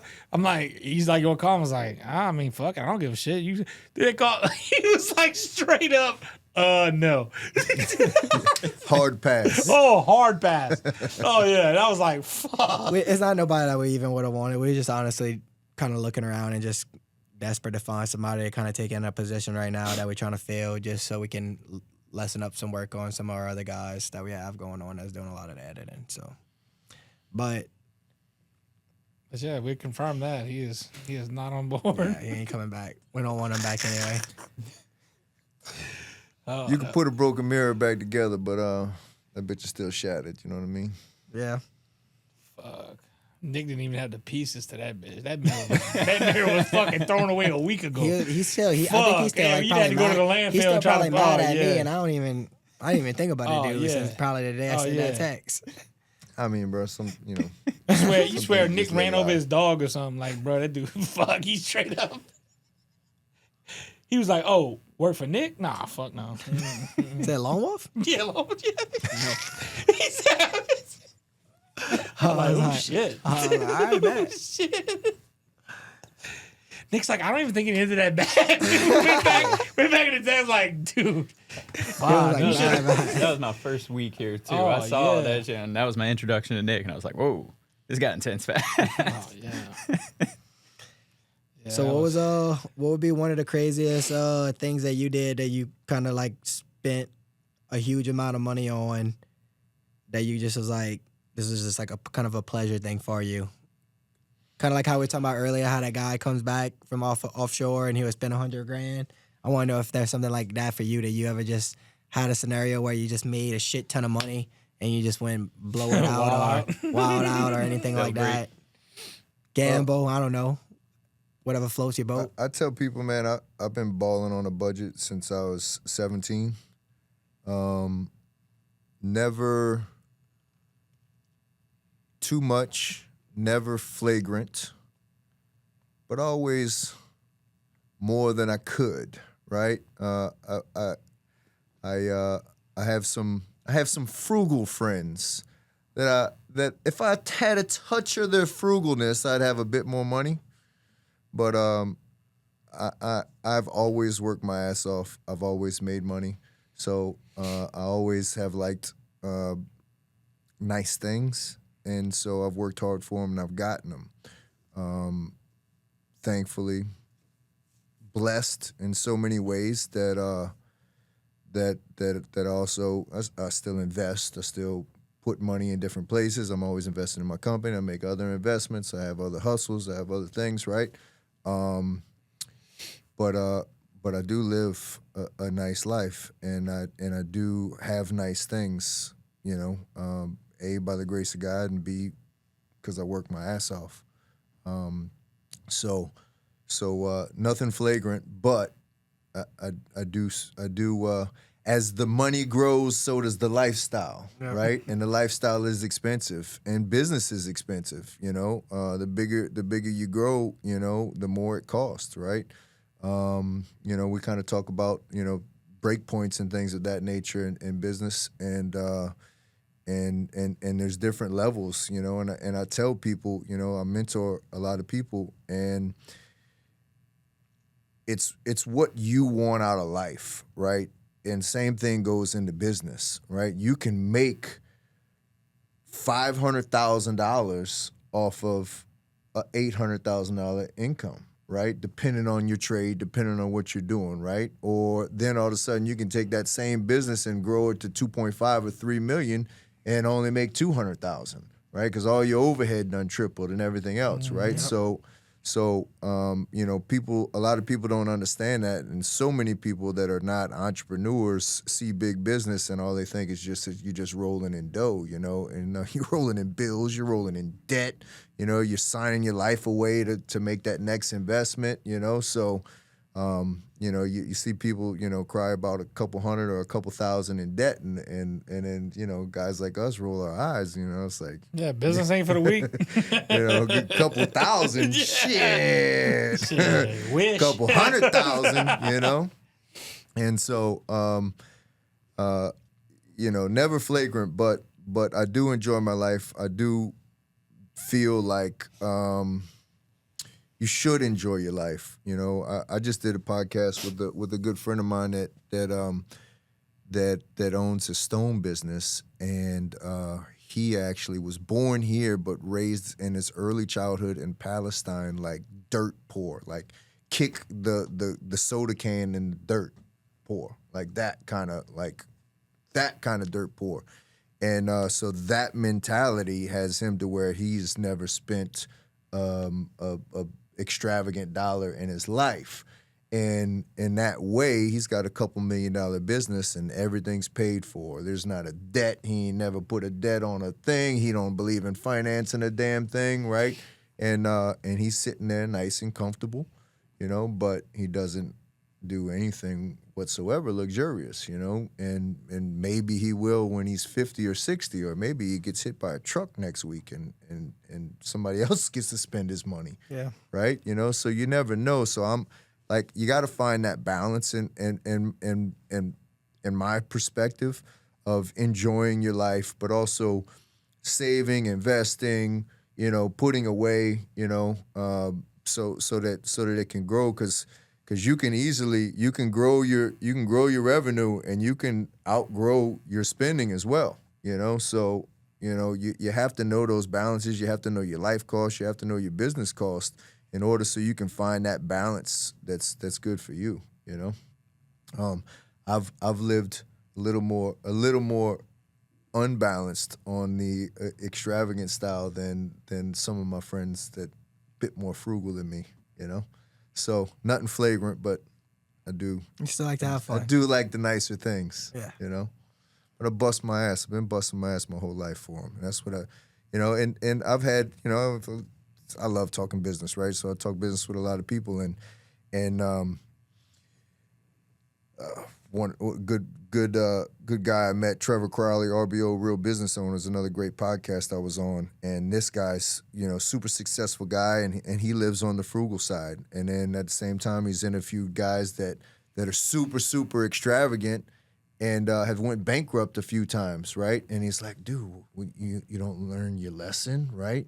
He's like, bro, if I don't put my balls to the wall, if I don't put my back against the wall, I got nothing to drive for. So some people are built that way. It's like I got to make that investment in order to give me the drive, because now I have to work. Right? How many times can you go bankrupt? Do you know that answer? I don't know that answer. Because I know a guy that runs his business like that, and they went bankrupt for a couple, 3 or 4 times, I would say. Within Is that your mentor? No, Okay, I was about to you say, know what I'm talking about. Yeah, well, but man, I wouldn't. they went bankrupt I was about to say, don't take advice from that motherfucker for sure. Well, they went bankrupt 3 or 4 Jesus times, Christ. and I don't know. I think they said it was some type of part of their strategy. I want to say. Yeah, I call bullshit on that, but I don't. I mean, look, it's not a long-term strategy, but some, Yeah, I mean, it's built that way in At business, a certain right? point, nobody's gonna fuck with Finance you. you or No, nothing. Yeah, man, and now you got so much rebuilding to do, and you can protect some assets, and that's why the business system, the U.S. business system, is structured that way, so that you can not lose everything you own, but you lose everything in that business, but if you've created a reputation, that's that, and you can rebuild, but to do it 3-4 times, who's going to stick their neck out for the guy that bankrupted? Because when you go bankrupt, a lot of people ain't getting paid, and so how do you build your business? You got to build it on credit. Yeah, that's you got to crazy. build it, by fuck that. all So, that. I don't- no, bankruptcy is not in my blueprint. That's not in my part of my plan. But you see, like I live a lot more like the guy that you was talking about that don't have I don't have no debts. That's kind of how I run my stuff. I don't have no debts whatsoever as far as like money that I owe or anything. But like it's coming to that point to almost where it's like, is that how you move up to the next point? Oh, absolutely. You gotta, you gotta grow. To invest big, I mean, it just depends on what the investments are that you got to do. Well, this Some is the businesses difference. don't require a shit ton of capital. Some Yeah, but do. the difference is too. Look, and he said it perfect, and that's actually spot on. There's a difference. You either want to, depends on certain levels. What's your comfort level? If you want to be comfortable and have everything paid off, yeah. If you want to be any substantial wealth, generational wealth to a high extent, of course you're gonna have that. You gotta leverage assets to get to the next level. If not, yeah, you'll be spending. It'll take you twice the amount of time. Because I mean, yeah, you could build it by just paying off one thing at a time, but you're only doing it at a slow pace. And like you said, at some point, your time is of the essence, as they say. You're gonna run out of time. Well, I think about it too, where I think like the Jeff Bezos method, where how he kind of goes and he borrows this huge amount of money from the treasury, and then they charge him this huge amount of interest, and then he goes and the next year he takes out a bigger loan. He pays off the other loan, but the treasury or whatever is happy because he's paying the interest on these loans. And as long as they keep that money rolling in and they keep that interest going, they're gonna always go up to a bigger and bigger pot necessarily. Listen, debt can be your friend if it's calculated. You can borrow. You can if it's calculated and at a precise deal. Like I mean, you gotta play it smart. You can't just go borrow a bunch of money and then say, This is what "Fuck, I'm gonna do. I thought I could pay for that." Yeah. No. It's got to be calculated. You gotta have it lined out and know that, hey, I got a plan. Yeah. There's a plan. There's ways to repay the debt. There's assets. There's cash flow. There's all of the above. Guys in the Bezos world. That's a whole nother story, right? But a lot of those guys, they're borrowing against assets and everything else, right? So they got billions of dollars in stocks. They can fucking borrow against that. Real estate is the other huge asset. Grant Cardone, that's one of my guys. Fellow Louisiana boy too, right? So he's actually somebody who I give a lot of credit to, who changed my life. Look, he'll finance a multi-million-dollar apartment complex. Might only have X amount of equity in it. He raises the rents. He does a little improvement, so he raises the value of it, and then he borrows against it. When he borrows against it, that money's tax-free, right? So he leaves all of that real estate leveraged as shit. It's all leveraged as hell, but he'll just get the next one, borrow against it. That money's tax-free. Leveraged as hell. It's still cash flows, but it's only cash flowing a little bit. But he owns the asset. Every couple years, as the values rise, he refinances it, borrows against that, tax-free, right? So, there's different games and there's different structures on how you do it, but the rich do it with debt, hands down. And this is why I roll my eyes when people like complain, oh, why are CEOs making so much money? It's not fair. It's like, well, they take that assumption of risk with all that debt. Like like you said, they're pulling in more money, but they're risking. Well, look, way more. There's a difference between like a CEO and an owner, right? So like owners, that's what you'd be technically. Yeah. Well, look, It depends. Owners can be the CEO. Yeah, the bigger the company gets, then you start hiring a A CEO. CEO, correct. Well, look, the crazy thing is, and people get frustrated and they're like, "Oh, how's all these billionaires not paying taxes and doing all this?" Same thing like Trump said. Look, don't hate the game. Just change the rules if you don't like it. I'm just Tax playing the code. game. Playing the game. He said, "I'm playing the game." He said, I'm allowing what the government allows us to take. Now, in the the different deals that they got. And he says, listen, if you don't like it, change the rules. I'm just playing the game. I would like to see how this thing in New York with that new mayor or whatever he is, governor, I don't know what the fuck he is, but he's implemented that tax on like the super wealthy that have these apartments in New York that only live there for whatever, might go there for like 1 or 2 weeks out of the year, but it's like a multi-million-dollar apartment, and they want to tax these rich people that have these things just a stupid amount of tax. Kind of like a Robin Hood scenario? Yeah, and Like- but then it's just like, well, it's like stupid. So it's just like, all right, so now you're penalizing me for being successful and owning these buildings. You're penalizing me. Now you're penalizing the people who work around that building because they work and they go and keep the building clean and they go and make sure that the apartment's taken care of. And then on top of that, there was one more other one. I got to think about that other one that it was. But there was a third one that if they do it, it's a lose-lose-lose. Like it's taking that away from those millionaires and billionaires to even want to be there. And now that's just gonna turn to shit. And they act like the billionaires and millionaires are stuck there in New York, but they're like, no, well, I'll just leave now. Yeah, like that's exactly. it. And they'll go build because they have so much money. They they're can go going to to- someplace and they're going build to that Florida. other city. They go They're to going to Texas. Florida, Texas. You know, Yep. Look, That's it why works Texas until is it growing don't, like you know, crazy. and they don't realize it. It works until it don't, and then they'll move out of there. And there was one video I watched where somebody on that side was telling the billionaire CEO that, oh, well, after $2 million, you should just get taxed like 90%. He's like, well, if that was the case, after I make my first $2 million in month one, if you're going to take the rest of my money, I quit. I'll Yeah. be back next January, and Yep. good luck with all of the people that I employ all year long, and it's Yep. like, even though everybody complains about the rich not paying their share of taxes, they're still paying all the damn taxes. The lower and middle class, even though like they're getting taxed, a lot of money, right? Are still like I don't know what the actual percentage is, but it's less than like 5% of the total tax money is coming from middle class and below, or as far as like income taxes, right? Yeah. The big money is still getting paid by the big corporations, and yes, do they play the game on their personal taxes? Yeah, but still the businesses are putting out taxes every single damn day with the money they're spending, the payroll taxes, Yeah, everything else, So it's like everybody complains that, we're playing the tax game on our personal taxes, but we're still putting into the system every single day we're operating a business. Yeah, in multiple ways. Every which way,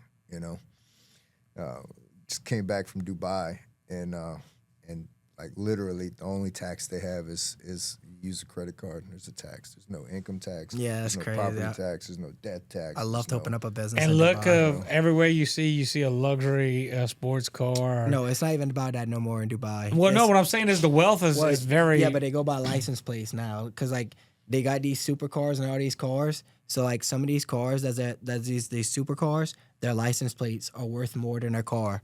Like if you see The lower the number. the lower the number, like The you see more it like costs. one. Wait, for real? That's Oh, a thing. that's how Lower you the flex. numbers. Oh, That's dude, the I'm talking- flex. dude, if you got a 1 on your license plate in Dubai, You're the you prince. you pay like not a couple, like Millions. multiple millions. Really? Like The lower the number, yeah. Maybe even like touching 100 million. Like I'm not joking right Oh, now. it's stupid money. Yeah, like it's a flex. It's the flex. It's you go out, you see a Huracan, you see a Range Rover, you see a Bentley, you see a Rolls. Yeah, that's not normal. That's not. That, it's, but it's every normal. no, it's normal. It's every single one. But then whenever you start seeing license plates that say 3, 8, 22, you're like, oh fuck. well, and it's That's a crazy. misconception. that. So many Oh, yeah. people think it's so expensive over there because of the amount of wealth that is over there, but there's still everyday life going on. Yeah. Every car is not a Lamborghini or Range Right, Rover. right, like right. they're still few and far between, and then there's isolated pockets of the ultra rich, right? So I was over there, and they call it, you got like base luxury, which is the price shopping I was doing, and then you got mid luxury, and then you got fuck you luxury. Yeah. And it's really not that bad. You can go and because everything's new, it's all skyscrapers, so you can get 5,000 square foot penthouses like that for a couple $100,000. You know, That's crazy. It's really not that bad. Now, yes, they have the crazy ultra luxury, you know, but base luxury, which is our nice luxury, is affordable over there, and it's 3-to-1. You know, so you bring a meal over there, you starting over there with 3. You know, and they want you. If you spend $500,000 on real estate, they give you a golden visa. You know, the same thing Trump's trying to do. They do that over there. You spend $500,000 on real estate, they sign you up. The property owner that you're buying from will get everything signed up for you, concierge style. Boom. That's Thank you, not even Mr. Lawson. badass. We'll gladly take your money. Here's your visa. Well, they You know? probably want to grow though. They trying to expand. I would assume like that area. They are, dude. Everywhere you constantly look, building. I went to all the different parts of the cities, and everywhere you look, you just turn around and 360 view. There is skyscrapers going up all around every area. What they say like 90% of the world's cranes are in Dubai. Really, it's wild. They're running 24 hours a day. 24 hours a day, they're building those skyscrapers.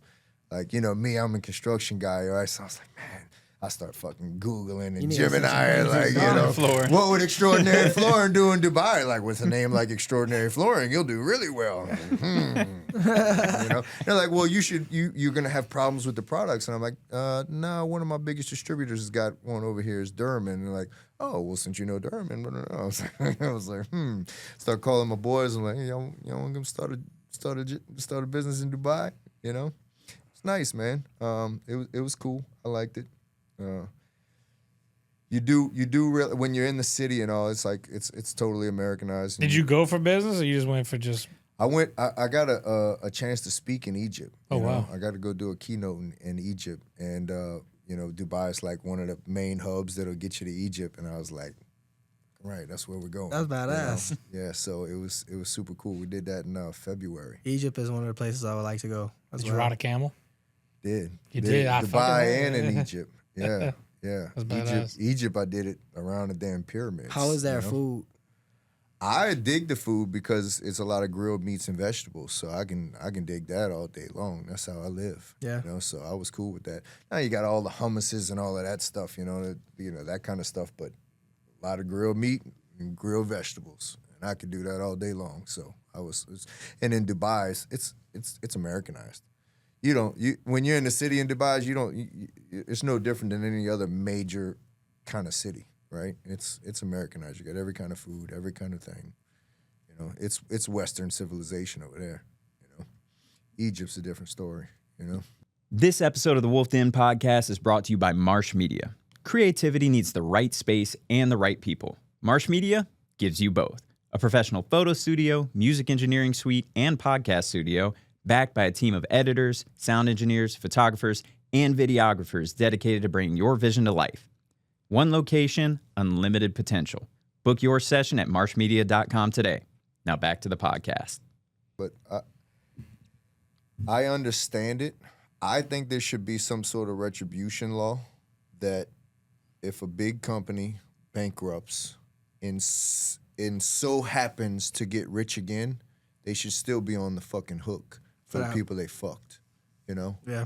Like, look, I'm a Trump supporter as much as anybody else. Is he perfect? No, I fucking like the motherfucker, and I think we're better off with him than anybody else right now. But anyway, the amount of times that he did bankrupt, there was guys like you and me that got fucked. Mm-hmm. Your grandpa had the fucking crane on that fucking thing it was the biggest contract your grandpa ever got. Your grandpa had a $3 million crane contract, and he got fucked. I got the biggest tile job of my life or concrete job of my life, and I financed every fucking thing to get this fucking Trump tower done, right? And then Trump goes out of business, and who gets fucked is the guys like us that are holding the bag. So it's there for a reason, but I feel like there should be a retribution law that should you so happen to become a fucking billionaire again, bitch, you should pay the fucking people that got fucked. Yeah. You know? Like, so I think there should be a retribution law with bankruptcy so that people can't use it to, like, I get it. Like, it's a law that we need, right? And so businesses can be businesses, right? And shit, we're losing valuable content, all this shit. No, we can keep this in. We can keep this in. Yeah, we got. Oh, we recording? Yeah, we going. Oh, we rolling. Okay. But, you know, like, I think there should be a retribution law on that because that's the one flaw. Like, It's made to protect the business owners of this world so that we can have the fucking balls to put our balls on the line and risk it all. And if you so happen to fail, because shit happens and businesses fail, you don't lose everything in your life. And that's what bankruptcy is designed for. But some people use it to the advantage, and certain people end up, hardworking people that put their life on the line, end up getting screwed, you know? Yeah. So that's the scary part, you know, because, you know, as entrepreneurs, we're always going for these things. We may get the dream job opportunity, multi-million-dollar contract. This goes right, my life is set. If it goes wrong, I lose everything, you know? And because somebody else mismanaged their funds or overextended or did that, and they're like, you know what, I just claimed bankruptcy, I can wipe all of this stuff away. Well, somebody's getting screwed, you know? And it's one thing if it's these big companies or something like that, but there's little guys getting screwed along the way, and that's the scary part, and the thing that I've always been like, man, if there was a retribution law, like if you so happen to become a billionaire again, should you be on a long-term debt repayment plan for those people that got screwed, at least the little guys, you know? Because there was a lot of tradesmen that got whacked in those kind of bankruptcies, you know? And it ain't to the tune of little things, it's to the tune of big things.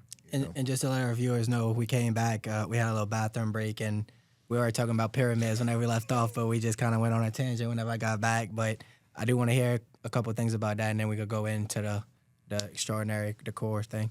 What were you asking them about the pyramids? Oh, I was just asking some of the stuff you got to see that was cool. I mean, to go in the pyramids was definitely cool. They only let you see what they want you to see. Mm-hmm. They shoot you up a little tunnel to the top of it, and to be in it was exhilarating.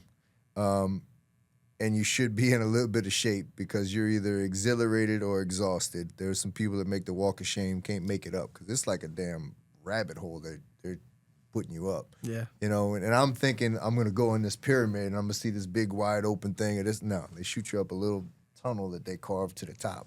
Dude, that's crazy. And then shoot you right back down the same tunnel. You know how many different chambers and different spaces they have in those pyramids? Like it's... They shooting you up one little carved out tunnel, and this ain't like a walk path. No, you're like bent over. Some spots you're crawling.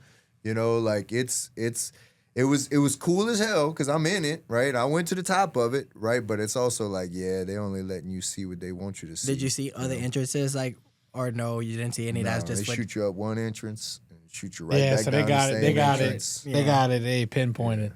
Yeah. You know what it made me think about when you said doing that thing where you got to have some fucking be in a little bit of a shape? You ever seen that thing? I got to remember where it's at, but it's like a steep ass beach that goes down, and they got people. And it's like $3,000 to rescue. Oh yeah, if they're getting a bond and you got to call help for somebody to come rescue, it's $3,000. They straight tell you, but people like it's a tourist attraction. Like they can go. Like obviously going down is going to be the easiest part. Yeah, but getting back, you got to climb. I think that's around the Dead Sea, is it not? I don't know. I think it's like somewhere around there or something like that. But it's like literally so steep. What he's talking about, where like it literally takes like an hour to come up to climb up the top. And they literally tell you if we have to have somebody to go down to bring you back up. 3 G's. Yep. At first, it was like $50, and it was like, "Oh, I'll take the chances." And then it was somebody's like, "Wait, this is a lot of time. We could be making, a buck on this. Here. We got to raise this thing, man. 3 G's. Yeah, these people. That keeps the balance. Like, yeah, we only got to save 1 or 2 people a day, and we make 3 G's. You know, you got these tourists never hiked a day in their lives, and they're like, "Yeah, I can do it. No problem. I can get back up. This is whatever." They get like 10 feet back up, and they're like, "Nope." Hey, I think that's a vlog we should do. See out of me and you who can make it back up this fucking hill. I mean, dude, I would never quit. I would definitely climb the hill until I can't go no more. I mean, yeah, but I mean, I'll make it back to the top for sure. You think? I was exhilarated. It was nothing but energy. But man, there was some people. They was doing the walk of shame, bro. They was dying, you know, and they had to turn around, and it's so tight, and it's nothing like it ain't made for tourists to walk up and down. It's like you're crawling this and that, and you know you gotta. So what's at the very top? One room about as big as this had like a stone tub in it. It's like a stone tub, empty room, triangle, a broken little portable AC unit that I think is broken on purpose because they don't want you chilling up there because there's only one way up, one way down. So you got to go up, and everybody can't stay up, you know. So they keep that bitch hot in there. So your ass got to go back down. You know, That's crazy. it was wild, man. It was cool, but it was also like, yeah, man, they don't want us to see nothing. They would confiscate my meta glasses anywhere I go. Like they didn't want no meta glasses nowhere in Egypt, bro. That's why it was crazy that they even let Mr. Beast go in and like do a whole tour of the pyramid by himself. He put some money up. Oh, That's yeah, why he put some yeah. money up. Oh yeah, he paid millions. Yeah. Promise you. They said, Oh. "Oh, for you? Okay." How much you got? Yeah. So let's get into the core principle things of the extraordinary. I know that's something that you want to touch base on. Yeah, man. So, to backtrack a little bit, we talked about, you know, bankruptcy and things of that nature. And I've never even come close to bankruptcy, but I had a time where shit got really scary. And I had everything rolling right. Extraordinary Flooring was rolling good. I also have a real estate company where we build spec houses, flip spec houses. We bought a bunch of land over where I live at in St. Bernard, where Katrina devastated, right? So we bought a bunch of those lots, and me and my wife were building quite a few houses over there. That was rolling. Everything's winning. My wife has a dream on like New Year's Eve, and she's like, I see our new business. I'm like, what's that? She's like, a restaurant. And me, I'm like, I'm an easy entrepreneur to twist arms, maybe something like this guy. Oh, business idea. Sounds good. Let's do it. And jump in, right? So For restaurants, man, that Oof, if there's- that's a if hard- if there's anyone that I would tell, Yeah. if anybody asks me any advice on should I start this business, or should not a restaurant, unless And- unless you have the money already. Look, I love to cook, but I couldn't do it. Unless you have the money already and you have the ability to pay people to do the things that need to get done that you don't necessarily want to do and have to be there, right? Because like whenever you own a restaurant, it's a whole and different you got to be game. there, whether you're doing it or Nah, not. You got to you be gotta there. be Even there. if you got the money to have everybody else there, you got to be there, Yep. right? You know, Yeah, but or you you're wouldn't do paying that. You live that somebody life. serious. You ain't about it no I more. ain't about it. Yeah. I ain't about it. No, I know it. and- That's what I'm saying. And you know, everybody tells you that, and that's not a secret, right? Right? Restaurant business is one of the toughest business. Call me cocky and delusional. I have a faith in myself that if I work hard at something, I'm gonna achieve it, right? And I bit off that challenge, right? So we built a restaurant at the same time. The Extraordinary Flooring's growing, building houses, building my own personal house, built the restaurant. Everything going on at once, maxing out everything, spending all the capital I had to do all of these investments. And we start the restaurant 2 months in, COVID, boom. It's already in a area in St. Bernard that's like trying to still recover, right? And sure enough, so COVID happens, things get tight there. Building, if anybody remembers, COVID happens, all of the building materials damn near tripled, right? Everything up 30, 40, 50%, right? So I got 3 spec homes with loans on them, and all the building materials just through the roof, right? And Extraordinary Flooring sitting there, a lot of work that we had on the books gets on hold, right? And then you know, shit got scary, right? Shit got real scary. And about that same time, I stumbled on the Grant Cardone, and I wasn't into social media. I wasn't even looking at social media. Like, it wasn't even part of my life, barely part of my life. And I stumbled onto one of his, and he had like a real estate seminar. And I'm like, well, fuck it, let's go. You know, we're doing real estate, boom, boom, boom.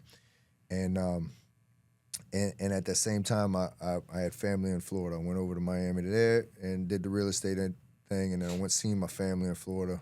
I see my uncle at like 60 plus years old, just had just like a day out of like a hip or a knee surgery, and he's like all way out of shape, 60 years old, cane and wheelchair, and I'm like, so that's your future if you don't get your ass in shape, you know. I'm built just like him, you know. I'm in shape because I focus on it, but if I ain't focused on it, I get completely out of shape. And then right then and there, like I was like, all right, well, you cannot continue going the way you're going. You have to change your life, right? I knew I needed to change and become a better business leader, and I also knew I needed to become a better leader of myself. Because if I didn't change for myself, that was my future. I was going to be destined to surgeries, out of shape, and unhealthiness, right? And that's where at first I tried to do it myself, and I'd always been in and out of shape my whole life. I've trained MMA, I've wrestled, I've done boxing, I've done CrossFit, I've done powerlifting, I've done all of these things, and I've been in good shape and then I'm in bad shape, and get in shape for the summer and then get fat again for the winter, right? Just yo-yoing my whole life. And so I hired a trainer, and Jay Ferrugia, one of the goats of training. He trains guys 40 years old and up is his main thing. He does a lot of sports stars, a lot of professional athletes, and I knew he was going to get me in better shape. But what I didn't know was also how much of a difference mentally he was going to make in my life, and change some concepts and some just habits that we grow up with, that we just think are just part of us because this is what our dad did and this one did, right? And then at the same time, I knew I needed to dive into business. I knew that if I didn't become a better leader on my business side, that I was going to lose everything, right? Because this restaurant was about to bankrupt me. And I knew that my main thing needed to become my main thing again, so I needed to dive into extraordinary flooring again. I was kind of letting it run on autopilot. I got a right hand. I got my guy Shannon's been with me 10 years, and he's the GM, right? So he handles most of the day-to-day. But I was focused on other things. I was focused on real estate. I was focused on the restaurant. I was focused on building my house.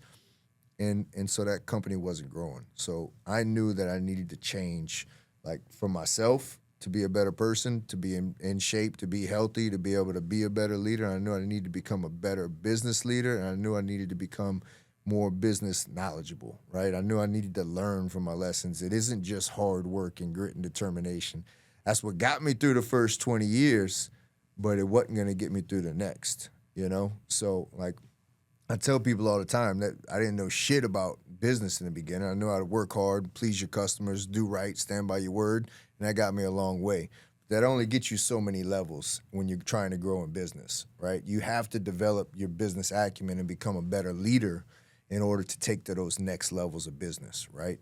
And then, so sitting at my first meetup, we did like a VIP meetup, and there was a question asked, and Jay asked everybody, it was about 10 of us guys all trying to level up, get better in life, right? And he said, what's going to be written on your tombstone? And I had never been asked that question before.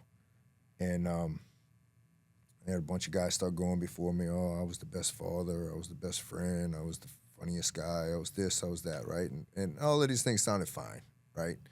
But it wasn't a light bulb for me. Yes, I want to be the best father I could be. I want to be the best husband. All of that stuff. Yes, I want to be that. But that isn't what I think is going to define me. And once again, light bulb. Like, same thing like 20 years before in the back of that van. He was a conduit of personal evolution. Just hit me like a light bulb again, right? And it was just, this is it. It wasn't any questions. It wasn't like, oh, that's kind of okay. It was like, it was one of those cementing moments that I knew it was sent to me. It was like a lightning bolt, and this is what it is. He was a conduit of personal evolution, meaning I'm transferring my knowledge, I'm transferring my energy, I'm transferring my power to people to help them elevate, right? I'm learning these lessons and then I'm paying it back. I've had so many mentors in my life help me get to where I was in each and every level that I've elevated that I want to pay that back, right? And so this happened there, and once again, it was a seed that it was like, oh, okay, that sounds nice. Maybe it's a tattoo or something. I ain't got no tattoos, but maybe it is one. But it was one of those seeds that I just didn't even know. When I left that weekend, I committed to social media for my business. I was like, okay, I don't like social media, but Extraordinary Flooring needs social media. So I committed to that. And what I didn't know is just from that one commitment, it would start snowballing, and it would start turning into everything I'm doing, podcasting, it turned into me writing a book, it turned into me doing speaking events, it turned into this, instead of, why have ordinary floors when you could have extraordinary floors? Why make it ordinary when you can make it extraordinary? Instead of being a flooring slogan, it became my life slogan, right? And so it was one of these things that wasn't this clever pun that I came up to be gimmicky. It was something that was a seed that got planted in me. And when it got planted, I had no idea what it was going to grow into, And so now it has grown into this. Make it extraordinary is not just my business; it's my life brand, and I am my life's passion is to be a conduit of personal evolution. I want to help people evolve. I feel like everybody has something extraordinary to share, and I feel like everybody has the ability to create their own version of an extraordinary life. And that's different to each and every person out here. What your version is different. What your version is different. What your version is different. We all have a completely different version. But if we can envision it and then we can make a game plan for it, then we can make it happen. And you're not going to envision something that you don't necessarily believe you can achieve, right? So it's, when I tell you to envision your version of the extraordinary life, you're not gonna envision the wealth of a prince. No, that's why you're wrong. No, I'm delusional. Yeah, I'm straight up. I'll tell you right now, I'm gonna be on a yacht in the Mediterranean Sea by the time I'm 40. What's delusional about that? Bro, dude got 10 years. How old are you? 30? 30. 10 years. What's delusional about that? So what do you have to do? Now, it's only delusional if you think it's just going to happen but without making a game plan. But if that's what you really want to do and you make a game plan for it and then you start working towards that game plan, what the fuck think's going to stop you from being on a yacht in your 40s in the Mediterranean? Maybe it's not yours. Maybe you're renting it. Maybe you're renting it for the week and then the next one gets bought. I say delusional. I just mean I don't know, almost like you have to think just such at a high level or just have such an open mind to see the bigger picture of it that just okay isn't going to be enough. What ship you going on, Carnival or Royal Caribbean? Yeah, but so on one hand you're saying it's delusional, Sheesh. but on the other hand you believe it. Oh, I truly believe it. You truly believe it, so it ain't delusional. I'm saying other people think I would be delusional. Fuck the other people. Yeah. It ain't their fucking dream. It's yours. I agree. It's your version of the extraordinary life. I agree. Plenty of people don't give a fuck about a yacht in the Mediterranean. I don't need to own one, but I'm gonna be fucking sailing on one whenever I choose. Yeah. I got a wife and 2 girls that both get seasick, so they're kind of gonna, gonna have to give them some Dramamine and go once or twice a year. But to buy one to go once or twice a year don't make sense. No. See, I don't even want to buy. Same thing with my jet. I don't need to own my jet. Yeah. I just need to be able to hop on one whenever I so choose to. Wow. But that's my version. Somebody else may nah, fuck that. I want to own a jet. Great. What do you got to do to get it? What's the game plan? Are you headed in that direction? How do the finances look? You see, what's the game plan? Is that 8 years, 7 years, 9 years? Or you say 40s, right? So I also did I said I was going to get in the best shape of my life at 40 years old. All this happened at 39. All of that little story, that little backstory that I told you happened at 39. And I told myself I'm going to get in the best shape of my life at 40, by my 40th birthday.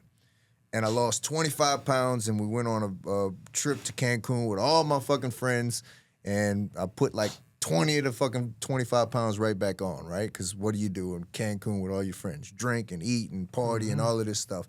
I came back depressed as hell. And I was like, fuck, Jake, you promised yourself you was going to be in the best shape of your life by 40. You didn't even come close, and then you fucking put all the weight back on in 1 week. Then I was like, you said by 40. You still got 346 fucking days, and you're still 40. Right, and I say that to say that it don't mean you got to be in the fucking Mediterranean by your 41st birthday or your 40th birthday. It means it might be fucking 49 and 7/8 of a year. Yeah, I'm and just you'd be bam. My thing is happen. I don't want to. like I'm definitely gonna work till the day I die, but a different type of work, right? Working off of a boat or working off of a jet or working wherever I'm at. I don't want to be grinding into the day to day wherever I'm at for the next however many years I'm alive, you know? So I'm always gonna work, but it's just a It's different gonna type. hustle. I call Correct. that hustling. Correct, You know? correct. A little bit different. I call that hustling. I'm always gonna hustle. I'm always gonna try to make some money. Always gonna try to make some moves, Correct, right? But correct. it's just gonna change the day to day on how we do it. And yes, to do it from the yacht or to do it from the fucking jet, it's a beautiful thing. We say yachts and jets, but just even on a smaller scale. Let's talk about a smaller scale. Me and Austin, we went play golf one day. One day we went play golf. Dude made a fucking badass deal with a crane, I'm pretty sure it was, or something like that. I brought on a new client that same day. We had made buku connections with the people that we went out with because it was like a golf tournament for a fundraiser. So it was just, you know, on a smaller scale, but doing it and just being able to actually build the business, right? And not be involved in it. You got to enjoy the ride. The people that are waiting for a success point to achieve their happiness are gonna be just as depressed the second that fucking moment happens. You gotta enjoy the ride. You gotta enjoy the good, the bad, the ugly. Like, I'm nowhere fucking close to where I wanna go. Like, I'm doing all right for where I am now. I still think I'm plenty behind, plenty of people that are fucking ahead of me, and then, you know, and in the same reverse, I know I'm plenty ahead of plenty of people that are behind me, right? But this is my ride. I gotta enjoy this. I gotta enjoy the day to day. Like, I'm nowhere close to satisfied, but I'm happy as fuck where I'm at, you know? Like, and that's the difference, you know? Happy, never satisfied. Be happy where you're at. Enjoy that fucking ride, but don't be satisfied. You got more in here, go after it, you know? Like, so many people get content in their comfort zones, you know? Because it's comfortable, but they got so much more. But they just content, you know? Like, I ain't content. If I got it, I wanna get it. I wanna fucking go after it, you know? Well, I don't think we could have ended on a better note than that. Did I you? got Oh, one thing yeah, though. okay. Yeah. No. All I was gonna say is, can you imagine if you get to that moment on the yacht thing, and then like you get on there, and then all they got is like fucking, it's like a vegan yacht. Like all they got is vegetables. This motherfucker's like, oh yeah, I'm about to have my first fucking meal on this yacht. And they're like, oh hey, Mr. Sanchez, here's this plate of vegetables, and like it just fucking kills your whole. Go fucking find me some caviar. Go scuba That bitch diving. got a fishing pole on the side of the fucking yacht trying to catch this. Make sure you shit. got the helicopter budget, man. Get the Oh, helicopter, this dude, go fly hey, over there, come dude back. trying to eat healthy, can't eat no fucking vegetables. I said, bro, fuck, man. Well, I realized something actually. Dude, he's like a they three- always, hey, they always hey, crying about me on that and stuff. He's like, but I he's remember like something. one of my kids. No. Chicken nuggets and fucking mac and cheese. I always say corn is my main vegetable. Like that's the Most main of one. them, But like the one with no onions, nutritional value. I forget onions is a vegetable. I eat the fuck out of some onions. Like, oh, dude, just sauteing some onions up with some.